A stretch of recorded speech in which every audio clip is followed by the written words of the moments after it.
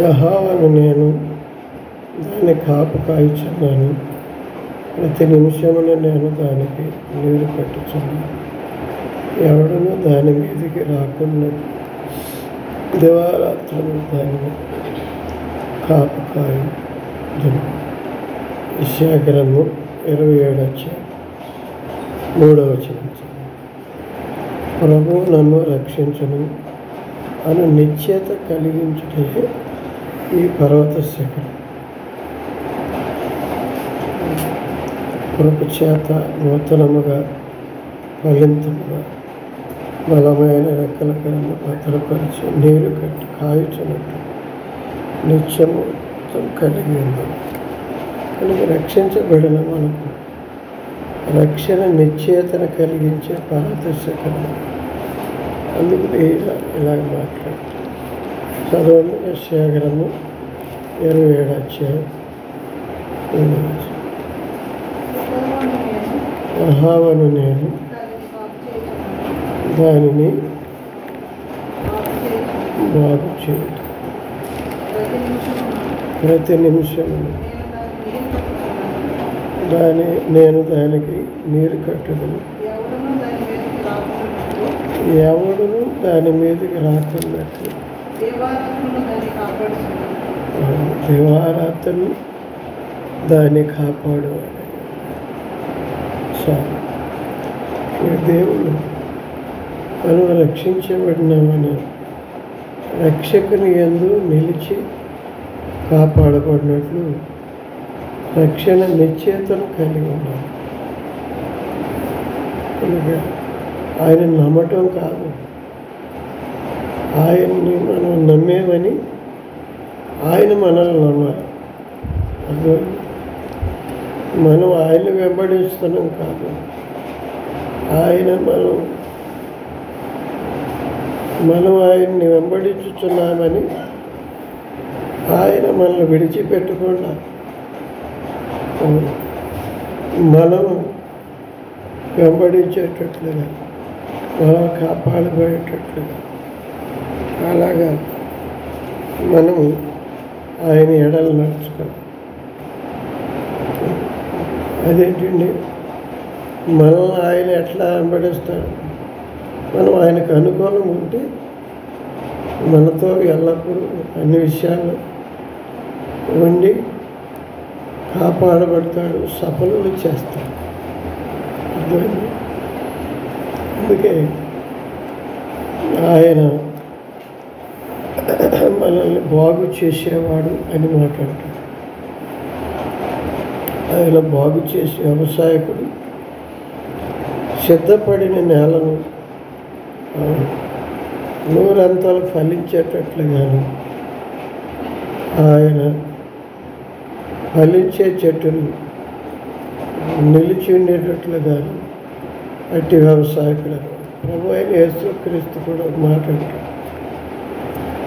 అంజూరపు ద్రాక్ష తోటలో అంజూరపు చెట్టు ఉన్నట్టు. అయితే 3 సంవత్సరాల నుండి దానిని చూస్తుంటే ఫలం కనపట్లేదు. కానీ ఎందుకు నరికేయాలన్నాడు. వ్యవసాయం చేసే ఆ తోటమాలి, ఆ కాపు కాసేవాడు ఏమన్నాడంటే, ఆ మాట చదవండి. లూకా సువార్త 15 లూకా సువార్త 15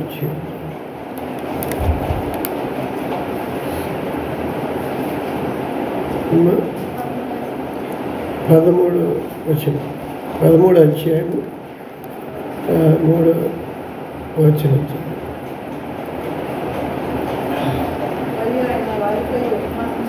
ఈ ఉపమానం చెప్పాను 6వ వచనం కదా.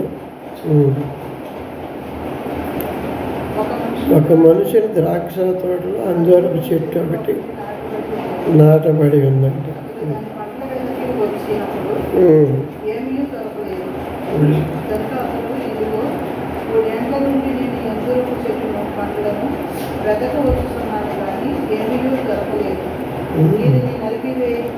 నరికివేయమని యజమానుడు అన్నాడు. ఆ పొలం వ్యవసాయ యజమానుడు అయితే వ్యవసాయకుడు అంటాడు, ఎందుకు ఈ భూమి వ్యర్థమైపోవాలా అని తోటమాలి వ్యవసాయం చేసే తోటమాలికి చెప్తే కాపు వ్యవసాయానికి ఆయన అంటున్నాడు, అయ్యా నేను త్రవ్వుతాను, చుట్టూ త్రవ్వి ఎరువే మటుకు ఫలించినా సరే. కనుక కాపు కాసి ఆయన వ్యవసాయం చేసి ఆయన ఏమంటున్నాడు చెప్పండి, బాగు చేస్తాను అంటున్నాడు.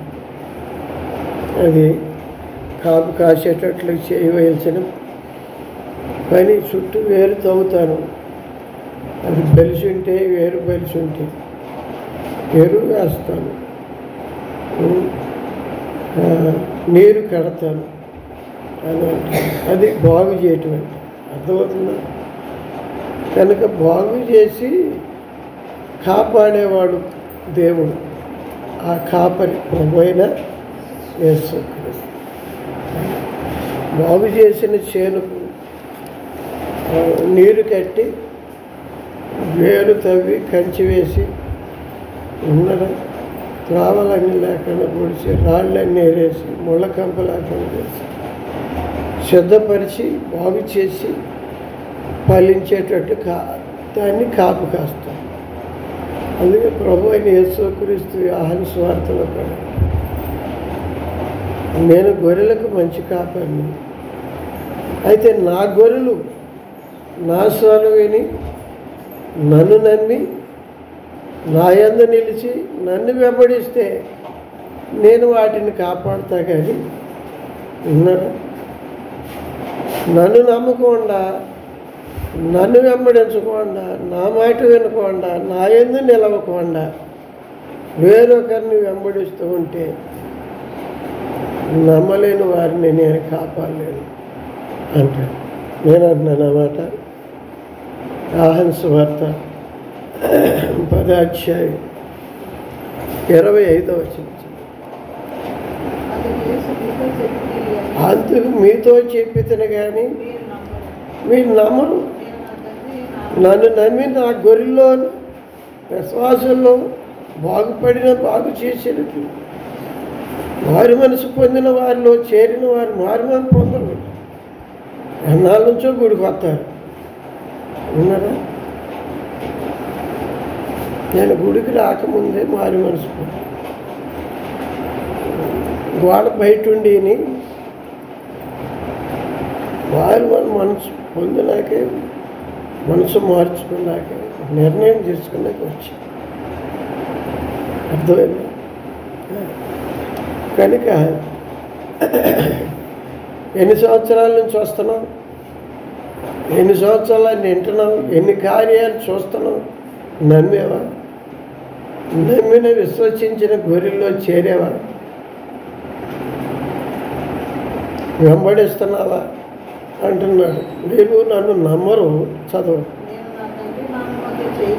నేను నా తండ్రి నామమున చేయుచున్న క్రియలను, అవును దేవుడు ఈయనని, దేవుని నామమని, పరిశుద్ధ నామమని, సజీవ నామమని, ఈయన పాపము లేని పరలోకము నుండి వచ్చి పరలోకము దేవుని పిల్లలుగా మనల్ని దేవుని శక్తితో, దేవుని కాపుదలతో, దేవుని నీతితో మనల్ని బాగు చేసి నిలబెట్టాడనే నమ్మిక ఉంచి అలాగనే వెంబడించిన అనుభవంలోకి వచ్చావా?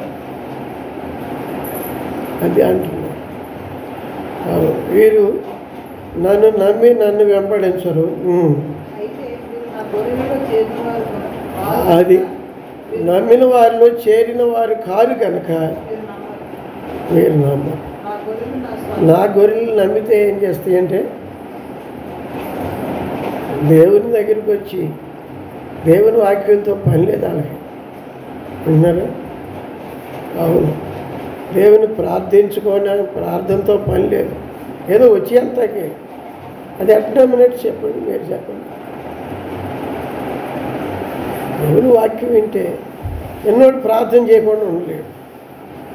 ప్రార్థన చేస్తే అవును ప్రభువును నాకు ఈ వాక్య ప్రకారం నన్ను ఇట్టు ఉంచాయా అని అడిగితే ప్రభు అలాగన తన గొర్రెలను బాగు చేయకుండా నీతిమంతులుగా పరిశుద్ధులుగా దేవునికి ఇష్టలుగా చేయకుండా ఆయన ఉన్నాడు. అది అంటున్నాడు. అందుకే నా యందు నిలిచి ఉండండి, నా మాట వినండి, నన్ను వెంబడించండి, అప్పుడు మీరు ఫలిస్తారు. నాకు వేరుగా ఉండి మీరేం చేయలేరు అంటాడు.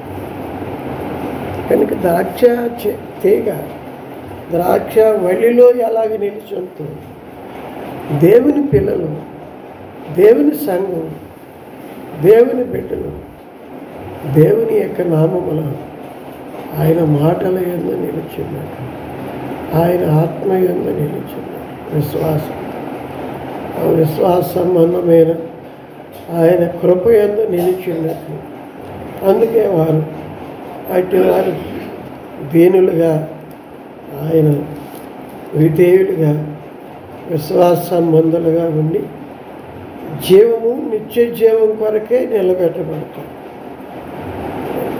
అందుకే ప్రభు అన్నాడు, కుమారుని యందు విశ్వాసం ఉంచువాడు నిత్య జీవం గలవాడు, కుమారుకి విధేయుడైన వాడు జీవం చూస్తాడు, బలం చూస్తాడు. అటు బలముతో దేవుని కొరకు దేవుని యందు దేవుని కాపాడబడి నడిపించబడి దేవుని ప్రజలైన ఇశ్రాయేలు విశ్వసించారు. అయితే నిండు మనసుతో విశ్వసించిన కాలేబు యెహోషువలు 20 సంవత్సరం లోపరాయం కలిగిన వారు స్వాస్థ్యంలోనికి పాలువారుగా నిలిచారు, చేర్చబడ్డారు, జయించారు ప్రతి సాధన మీద. మిగిలిన వారు వెనక తిరిగి పారిపోయారు. అయితే నిలిచిండు ఆయన అంటాడు, 40 సంవత్సరాల క్రితం నన్ను పంపినాడు దేవుడు, నాకు ఎట్టి బలం ఉంది, ఇప్పుడు నాకు అదే బలం ఉంది, వచ్చి కూర్చుంటానికి యుద్ధం చేయటానికి. కనుక నిత్యముగా దేవుడు నాకు ఇచ్చిన అడుగు పెట్టింది నేను స్వాధీనపరుచుకుంటాను. కనుక దేవుని శక్తిని ఏది చూసావో, ఏది విన్నావో, ఏది నమ్మేవో దానిని అవును నీవు పొందినట్లుగా, దానిని నీవు దేవుడు అనుగ్రహించినట్లుగా, దాని యందు కాపాడబడినట్లుగా అందుకు కాపరాయి. ఇంకా వ్యవసాయకుడు ఆయన. ప్రభు అదే అంటాడు. ప్రభువుని గురించి పౌలు అంటాడు కూడా. పౌలు గారు కూడా అంటాడు, కొరింథీయులకు రాసిన మొదటి పత్రిక 3వ అధ్యాయం 9వ వచనం.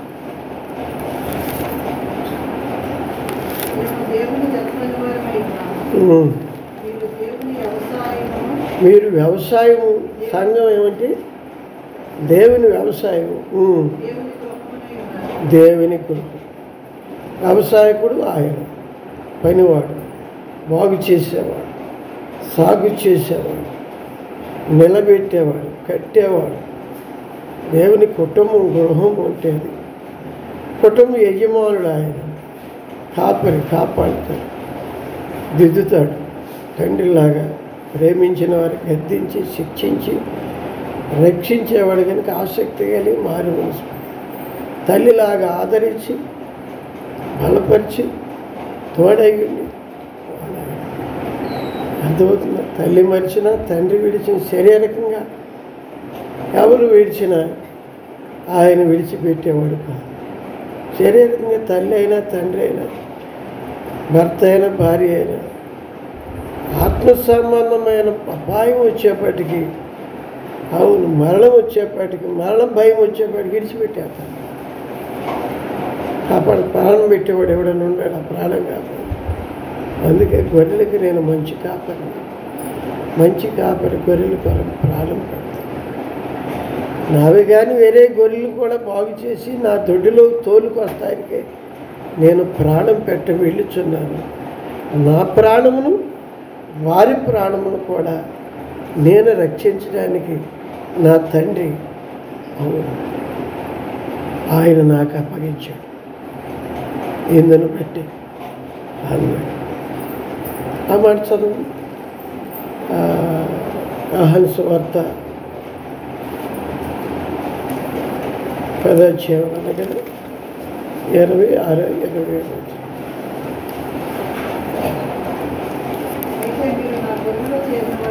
కారు నమ్మరు, వినును, వాటిని ఎరుగుదును. అర్థమవుతుందా?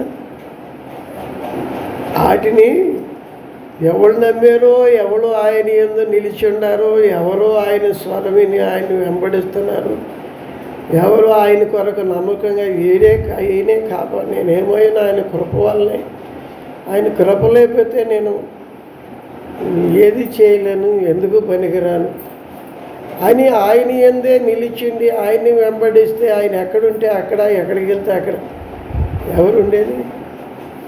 నమ్మిన కనుక వారిని నేను ఎరుగుదును, ఆ గొర్రెలు నేను ఎరుగును, అవి కూడా నన్ను ఎరుగును. నీవెరుగుదువా? నీవే ఎన్ని పరిస్థితులు ఉన్నా, బాధలో ఉన్నా, శ్రమలో ఉన్నా, దుఃఖంలో ఉన్నా, వ్యాధుల్లో ఉన్నా, ఇబ్బందులు, ప్రాణాపాయంలో ఉన్నా, ఆయన నీతో ఉన్నాడనే విషయం నువ్వు ఎరుగుదువా? ఆయన ఎరుగుదువా? నీ సంగతి ఆయన ఎరుగు. ఎందుకంటే అపాయంలో ఉన్నాడు, నేను కాపాడుతాను. లాజరు నిద్రిస్తున్నాడు, లేకపోతే వెళ్దాం రండి అన్నాడు, ఆయన చనిపోయి ఉంటే అర్థమవుతుంది. అవును. కనుక ఆ ప్రజలు తమ్మును పెట్టువాడిని బట్టి మొరపెట్టుచు వారి శరలో శ్రమల్లో ఎలాగే ఇనప కొలుములో లాగా ఐగుప్తు దాస్యం నేను ఎరుగుతున్న వారిని విడిపించడానికి మంచి దేశం నడిపి నేను దిగి వచ్చాను. నేను ఎరుగుతూ వారి పరిస్థితులు ఎరుగుదును, వారి పరిస్థితుల్లో నేను కాపాడుతానని నన్ను ఎరుగును. అందుకు వాళ్ళు నాకు మొర పెడుతున్నారు. అర్థమవుతుంది. చాలామంది పరిస్థితుల కోసం ఎటు తట్టు ఏ అండలో ఎవరెవరినో వెంబడేస్తారు. దేవుడు వ్యాపారం అర్థమవుతుంది. ఇంకా చదువు.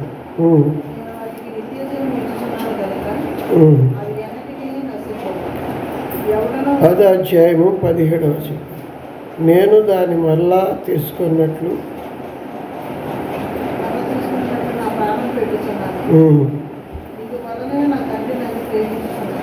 ఇందువలన నా తండ్రి నన్ను ప్రేమించుచున్నాడు. ప్రేమించి ఏం చేశాడంట? 16వ వచనం చదువు. ఈ దొడ్డివి కానీ వేరే గొర్రెలు నాకు కలవు, రావలను, అందుకొరకే ప్రాణం పెట్టడానికి నేను వెళ్ళుచున్నాను. ఇందువల్ల నా తండ్రి నన్ను ప్రేమిస్తున్నాడు, నా ప్రాణం పెట్టుటకు దాన్ని మళ్ళీ తీసుకుంటానికి నాకు ఈ అధికారం నా తండ్రి ఇచ్చాడు. 18వ రోజు తీసుకొనడు, నా అందరిని నేనే పెట్టుచున్నాను. ఎందుకు పెడుతున్నాడంట? నమ్మనోడి కోసం, ఆయన ఎందుకు నిలవనోడి కోసం, ఆయన వెంబడించిన వారి కోసం, ఆయన గురించి అనుమానించి ఆ దేవుడు నన్ను పదనోళ్ళ పడేశాడు, పరిస్థితులకు అప్పగించాడు, వదిలేశాడు అని చెప్పి కృంగిపోయి అలిగి నలిగి వెనకాడి వ్యతిరేకం పోతుంటే అందుకోసం ఆయనే రావాల్సి వచ్చింది. నా దొడ్డులోనికి రాకుండా ఉన్నాయి గొర్రెలు ఉన్నాయి, వాటిని తోలుకొస్తాం కోసం అందుకు ప్రాణం పెట్టాల్సి వచ్చింది. అర్థమవుతుందా? బాగు చేయటం కొరకే ఆయన ప్రేమించి ప్రాణం పెట్టేవాడుగా మనల్ని ప్రేమిస్తే తండ్రి ఏం చేశాడంటే ఆయన ప్రాణమును మన ప్రాణమును కూడా రక్షించడం కొరకు ఆయన అధికారం, ఆయన శక్తిని ఇచ్చి అన్నాడు అంటున్నాడు. అర్థమైందా? ఇప్పుడు చెప్పు, నీవు కాపాడుకోవాలంటే నీవు నీ కలిగిన వాటినన్నింటినీ కాపాడుకోవాలంటే ఎవరిని ఎందు నిలిచి ఉండాలి? నువ్వు కాపాడుకుంటావు. ఆయన విడిచిపెట్టేసి నీ బంధువులతో వెళ్ళి నీ యొక్క తెలివి ఉందని చెప్పి నీకు అవసరమైన వాళ్ళతో వెళ్ళిపోయి నేను కాపాడుకుంటావు. దావీదు మహారాజు ఎలాగైనా దేవుని ప్రేమను, దేవుని నామమును, దేవుని కాపరత్వం ఎరిగిన వాడై అంటున్నారా, తన ప్రజలను కాపాడగలిగిన వాడు నా దేవుడే, నన్ను కాపాడుతాడు, నా ప్రజలను, గొర్రెలను కాపాడుతాడు అనే మాట అన్నాడు. ఆ మాట చదవండి. కనుక మనం ఆయన ఎరిగిన అనుభవంలో మనము నిలిచింటే, మనల్ని ఆయన ఎరిగిన అనుభవంలో మనల్ని నిలుపుతాడు, మనకి అన్ని కావలసినవన్నీ అవన్నీ నిలుపుతాడు, నిలబెట్టేవాడు. అదనమాట. సమూయేలు మొదటి గ్రంథం 17 అధ్యాయంలో ఆయన ఆ మాట అంటాడు. ఏమనంటే, నేను గొర్రెలు కాస్తుండా సింహం వచ్చి తోడేలు వచ్చి నేను ఎత్తుకుపోతుంటే గొర్రె మీద ప్రేమతో నేను సింహం మీద గలబడితే నన్ను ఆ సింహం నోటికి అప్పగించకుండా, నా గొర్రెని కూడా అప్పగించకుండా నన్ను నా గొర్రెని కాపాడాడు, అట్లాగే ఈ యొక్క దేవతల శక్తులతో వచ్చినటువంటి వారి చేతిలో నుండి నన్ను నా ప్రజలను కూడా రక్షిస్తాడు అంటాడు. ఆ మాట చదవండి.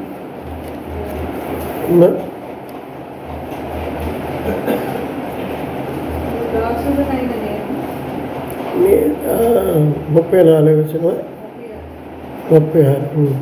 నీ దాసుడినైన నేను సింహమును ఎలుగుబంటిని చంపితిని.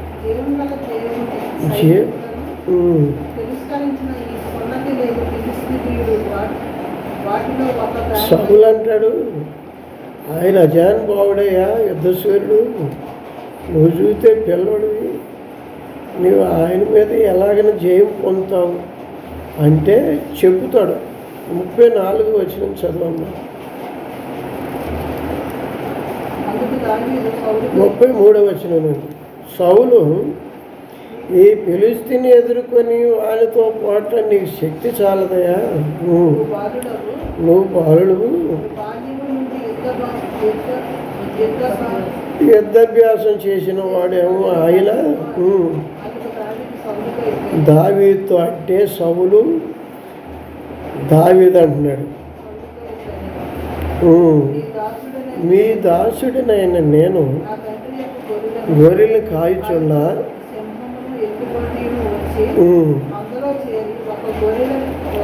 ఒక గొర్రె పిల్లని ఎత్తుకుపోతుంటే గొర్రె మీద ఉన్న ప్రేమతో నేను వెళ్ళి కలపడ్డా. అప్పుడు ఆ గొర్రెని కాపాడినట్లు, నన్ను కాపాడినట్లు దేవుడు నాకు బలం ఇచ్చాడు అన్నమాట అంటున్నాడు కదా.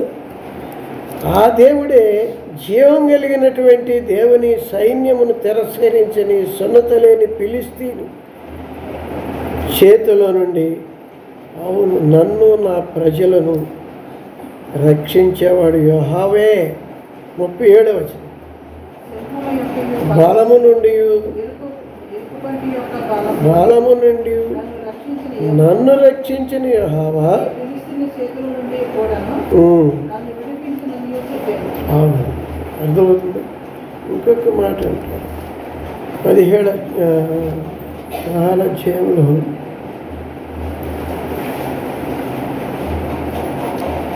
46 వచనం. ఈ దినమును యెహోవా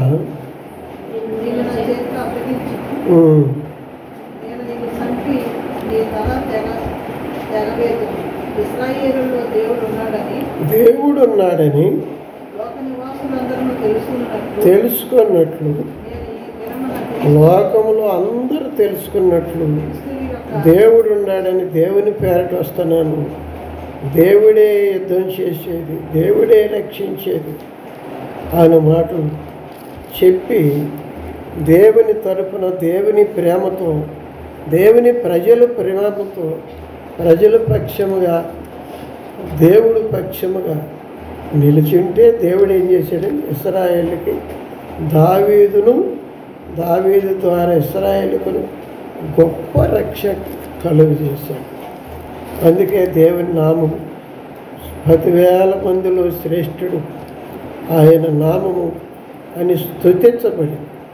అర్థమైంది? ఇప్పుడు చెప్పండి, దేవుడు ఎలా కాపాడాడు దావీదుని? దేవుని ప్రజలు ఎలాగ రక్షించాడు? అచ్చం యేసుప్రభు అన్నట్లే ఉంది. నావి కానీ వేరే గొర్రెల్ని తోలుకొస్తాం, ప్రాణం పెడతానికి వెళితే నా ప్రాణమును పెట్టడానికి తిరిగితే నా గొర్రెలు రక్షించడానికి నాకు తండ్రి ఈ ప్రేమను బట్టి ఈ యొక్క అధికారం ఆజ్ఞన ఆయన ఇచ్చాడు కనుక అందుకే దేవుని గృహం, దేవుని యొక్క వ్యవసాయం అయి ఉన్నటువంటి మనం బాగు చేసి నీరు కట్టి, అవును ఆయన చెలుపు చేసి ఫలించని ప్రతి తీగను కత్తిరించి పారవేసి ఫలించే ప్రతి తీగను మరి ఎక్కువగా ఫలించేటట్టుగా చేసి వ్యవసాయకుడు కాపరి బాగు చేసేవాడు, సాగు చేసేవాడు, నీరు కట్టేవాడు, బోధించేవాడు, దిద్దేవాడు, సిద్ధపరిచేవాడు. అయితే మనం ఆయన యందు నిలిచున్నాం, వినటానికి, ఆయన స్వరం వినటానికి, ఆయనను వెంబడించటానికి, ఆయనను విడిచి వేరొకరిని అన్నిని వెంబడించకుండా ఉండినట్లుగా అర్థమవుతుంది. అందుకే ప్రభు ఆ మాటలు యోహాను సువార్తలో నా గొర్రెలు అన్నిని వెంబడించు, ఎంత మాత్రం అన్నిని వెంబడించు. అన్యుడు అంటే తెలియనటువంటి, అర్థమవుతుందా? దేవుని గురించి వీళ్ళకి తెలవదు, దేవుని గురించి తెలవదు, వీళ్ళ వ్యసనాలు తీరలేదు. విన్నారా? అవును. కనుక దేవుని గురించి చెబుతా పోయి సమరయ స్త్రీ అంతకుముందు వాళ్ళకి అబ్రహాము కంటే గొప్పడువా, ఇస్సాకు కంటే గొప్పడువా, యాకోబు కంటే గొప్పడువా? వాళ్ళే ఈ బావి తవ్వించి నీళ్లు తాగి దప్పికు మరలా దప్పికు వాళ్ళకంటే గొప్పడు అని చూసారా? పాపం వ్యభిచార స్త్రీ చేయండి, ఈ భర్త కాదు ఆ భర్త, 5గురిని 6గురిని ఉంచుకొని ఇంకా పైపెచ్చు అంటుంది. నాకు తెలుసు భక్తి, అబ్రహాము తవ్వించిన బావి ధర్మశాస్త్రం సంబంధమైన మత సంబంధం అన్నీ తెలుసని వాదిస్తుంది. అమ్మ ఈ నీరు కాదమ్మా, నేను ఇచ్చే నీరు ఎన్నడూ దప్పుకున్నట్లు పాపపు వ్యసనాలన్నీ తీరేటట్లు ఇచ్చేది. అలాగైతే అది పోయాయి అనగానే అప్పుడు పాపాలు ఎత్తి చూపించాయి. కనుక పాపమును శిక్షించి పాపిని రక్షించేవాడు, బాగు చేసి వేరుపరిచి పరిశుద్ధపరిచి ప్రత్యేకించి కాపాడి ఫలింప చేసే వ్యవసాయకుడు ఈయన. అందుకే ప్రభు ఎవరన్నా తెలిసిన యోహాను సువార్త 15:16 చదవండి. మీరు అడిగి ఫలించడానికి, ఆ ఫలం నిలిచుంటానికి నేను మిమ్మల్ని మీరు నన్ను ఏర్పాటు చేసుకోలేదు అంటున్నాడు. అన్నాడు చదువు. మీరు నన్ను ఏర్పరచుకోలేదు, మీరు నా పేద తండ్రిని అడిగి ప్రార్థించి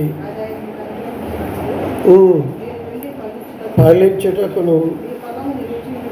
అర్థమవుతుందా? ఏం చేయాలా?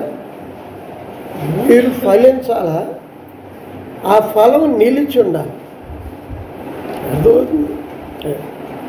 కనుక ఫలించిన అనుభవం లేదు, నిలిచి ఉన్న అనుభవం, పరిశుద్ధులుగా చేయబడిన అనుభవం లేదు, పరిశుద్ధతలో నిలిచి ఉన్న అనుభవం లేదు, నీతిమంతులుగా చేయబడిన నీతిమంతులు నిలిచి ఉండే అనుభవం లేదు. కానీ మేము నీతిమంతులమైన పరిచయుడు ప్రార్థన చేస్తుంటే నేను అతన్ని త్రోసివేసాను అంటాడు. అర్థమవుతుంది. యోబు నీతిమంతుడు, యథార్థవంతుడు, చెడుతనాన్ని విడిచిపెట్టినవాడు, దేవుడంటే భయభక్తులు కలిగిన వాడని దేవుడన్నా, నేను దేవుని ఎదుటికి వెళ్ళినప్పుడు రాజులాగా వెళ్తాను, నేను ఎంత నీతిమంతును, నేను ఎంత పరిశుద్ధుడు, అలాగ ఎదుర్కొంటా దేవుణ్ణి.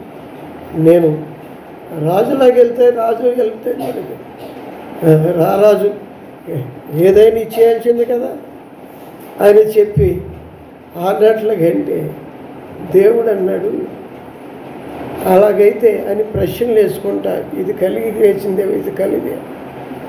చివరికి ఆయన అంటాడు, నా నీతి మురుకు గుడ్డ లాంటిది అన్నట్టు, నేను నా బుద్ధికి మించినటువంటి వాడు, నీవే సమస్త క్రియలు చేయండి, ఉద్దేశం నిష్ఫలం నేను ఇప్పుడు తెలుసుకున్నాను. బూడిదలోను ధూళిలోను నా మూతి ముడుచుకుని నేను మాట్లాడినాక ఒక్క మాటే చెబుతున్నాను, ఇదివరకు వెనుకడి చేత విన్నాను, ఇప్పుడు కన్నుల అనుభవంతో నేను ఎరిగి ఉన్నాను అని చెప్పనగా, అప్పుడు నేను తగను, నన్ను నేను అసహించుకుంటున్నానని తాను పనికిరైనటువంటి అనుభవంలోనికి వచ్చినప్పుడు, తగ్గించుకున్నప్పుడు దేవుడిగా నీతిమంతుడిగా ఆయన ఇతడు మాట్లాడినట్టు వేరెవరు అతడు ప్రార్థన చేస్తే అతని ప్రార్థన ద్వారా మిమ్మును అంగీకరిస్తానన్నాడు. అతను విమర్శించిన బోధకుల విషయం అర్థమవుతుంది. నీతిమంతుల సహజము, నీతికి ఆధారమైన దేవుని ఎదుట ఉన్ననా నేను అంటానికి సరిపోయిన వారు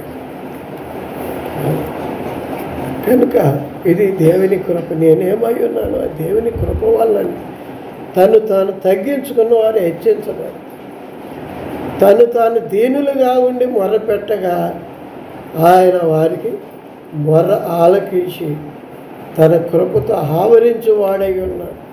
పేతురు రాసిన పత్రికలో చెబుతాం.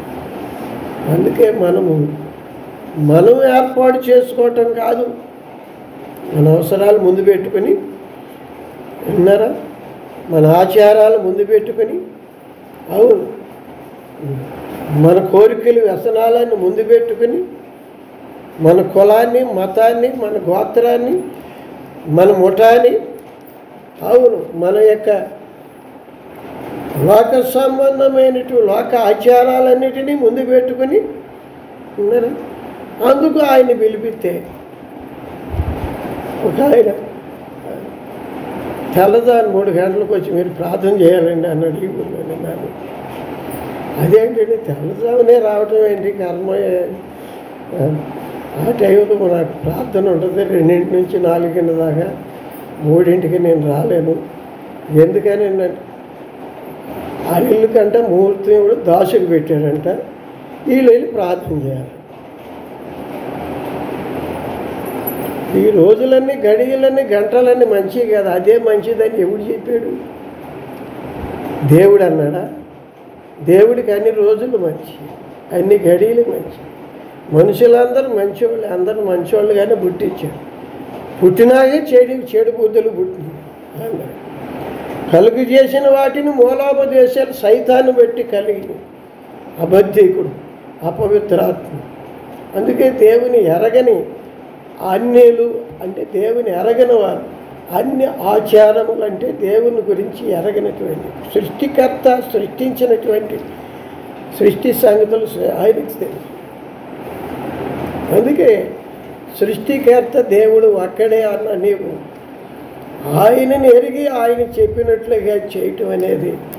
అందుకే నేను మొదటివాడును కడపటివాడును జీవించేవాడు అని సృష్టికర్త అయిన దేవుడే రక్షణకర్తగా వచ్చి ఆదరణకర్తగా వచ్చి నా మాట విని నన్ను పంపిన వాడిని నిత్య జీవం గల వాడి విశ్వాసం ఉంచువాడు అని దేవుని తెలుసుకొనుటకు కలుసుకొనుటకు నిలిచుంటకు అందుకు దేవుడే రావాల్సి వచ్చింది.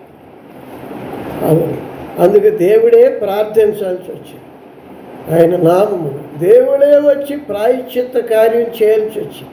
పరిశుద్ధ రక్తాన్ని పరిశుద్ధాత్మ చేయాలని పరిశుద్ధమైన మనసుని యేసు. అందుకే క్రీస్తు యేసు మనసును మీరును కలిగి దేన మనసును వస్త్రం ధరించుకోండి. ఆత్మ సంబంధమైన మనసు ఎట్టి ప్రార్థించగా ఉచ్చరింపు సఖ్యంగాని మూలుగులతో అప్పుడు ఆయన మీ మనములు అన్నీ నెరవేరుస్తాడు. కనుక ఆత్మ సంబంధం, శరీర సంబంధం కాదు. యేసుప్రభు శరీర అవసరాల కొరకే తండ్రి చిత్తాన్ని తృణీకరించిన వాడు కాదు. ఆత్మ సంబంధం, ఆత్మ బంధువు. కనుక ఆత్మ సంబంధమైన మనసు అయింది.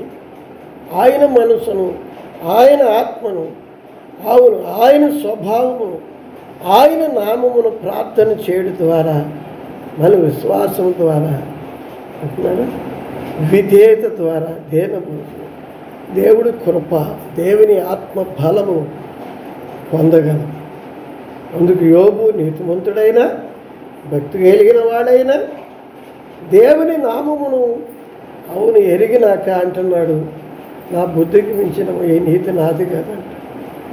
దావీదు కూడా ఒకసారి అది అంటాడు, నీతిమంతుడు అన్నట్లుగా నాకెంత బలం ఉందో, నాకెంత భక్తి ఉందో, నాకెంత శక్తి ఉందో, నేను యుద్ధాలు జయించాను, సైన్యం ఎంత ఉందో లెక్క ఒకసారి చెప్పి సైన్యాధిపతికి పిలిచింది. ఎందుకయ్యా, దేవుడి కదా జయమిచ్చేది, దేవుడి కదా ఇవన్నీ ఇచ్చింది, ఆ దేవుడికి వ్యతిరేకం అవుద్దేమో, దేవుడిని అడిగి కదా అంటే ఆహా అన్నాడు. అప్పుడు దేవుడు కోపగించుకొని తన సైన్యాన్ని, తన జీవితాన్ని మంచి అప్పుడు అంటాడు, నాది కాదు, తన నామమును బట్టి నీతి మార్గం, రక్షణ మార్గం, పోషణ మార్గం. శత్రువు ఉన్నాడు సైతానుడు, సైతాను సంబంధం శరీరంలో ఉన్నాను నేను, పాప శరీరం ఇది. సాతాను సంబంధమైన లోకములో ఉన్నావు. కానీ శత్రువులు ఎదుట భోజనం నీవు సిద్ధపరిచింది ఏదంటే అభిషక్తుడుగా నువ్వు మనస్సు మార్చి హృదయంలోకి వచ్చి ఆత్మనిచ్చి నా గిన్నె నిండి అప్పుడు నీ చేతలు మార్గములన్నీ కృపాక్షేమములుగా అర్థమవుతుంది. అందుకే ఆత్మ సంబంధమైన క్రీస్తు మనసును, క్రీస్తు ఆత్మను, ఈ ఆత్మ సంబంధం మనసు కలిగి అడిగితే, అంగీకరించి అడిగితే, అందుకే నేను మిమ్మల్ని ఏర్పాటు చేసుకున్నానంటే అర్థం ఏంటంటే క్రీస్తు యేసులో మనం పరిశుద్ధాత్మ జన్మ, మారు మనసు, రక్షణ పొంది క్రీస్తు ఆత్మ మన పొంది, ఆత్మ మనసు, శరీర మనసు కాదు. శరీరాన్ని అనుసరించు, నువ్వు ఆకరించలే ఊరుకో అంటే శరీరం అనుసరించకుండా ఈ మనసు, ఈ శరీరం ఆత్మను అనుసరించితే అప్పుడు నెరవేరుతుంది. అందుకే ఆయన నామము ఆత్మ సంబంధమైన నామం. ఆత్మ సంబంధమైన నీతిని నీతిమంతుడైన యోబు కూడా, నీతిమంతుడనబడిన దావీదు కూడా, నీతిమంతుడనబడిన మోషే, భక్తులు, ప్రవక్తలు అందరు కూడాను ఈ యేసు నామమును ధరించాల్సి వచ్చింది.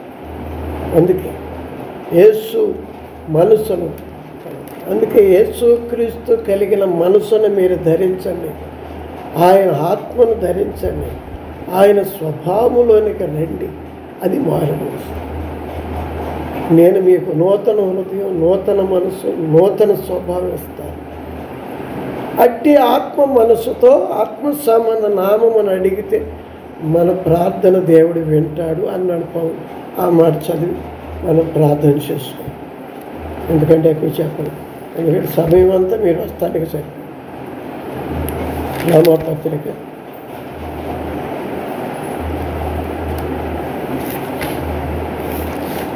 8వ అధ్యాయం 26వ వచనం. అటువలే చూసి సహాయం చేయొచ్చండి. సేవలను అసలు మనకు ఆ మనసు లేదు.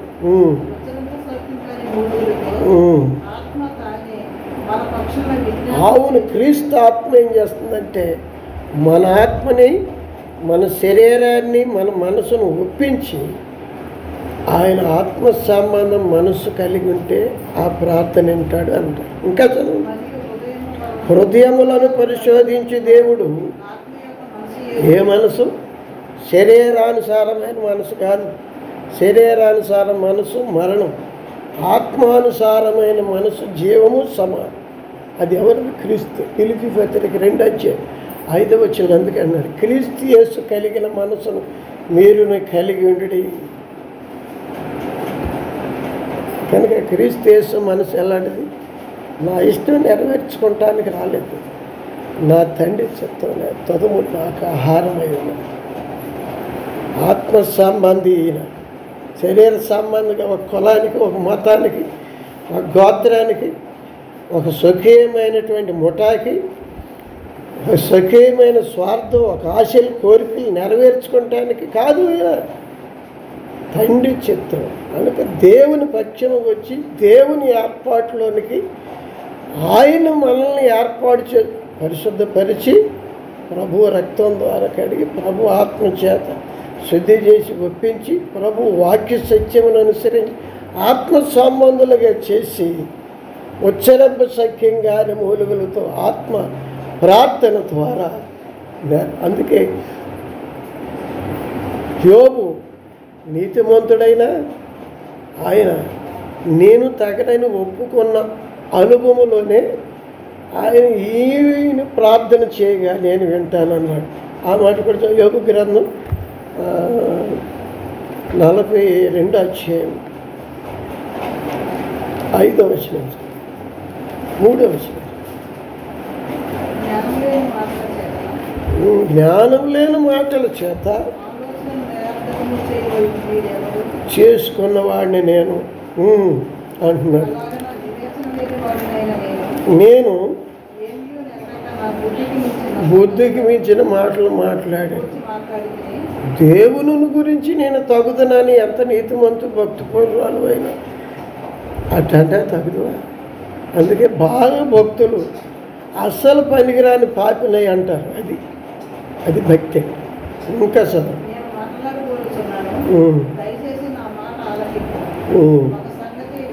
ఒక సంగతి మాట్లాడతాను, ఇక మాట్లాడను.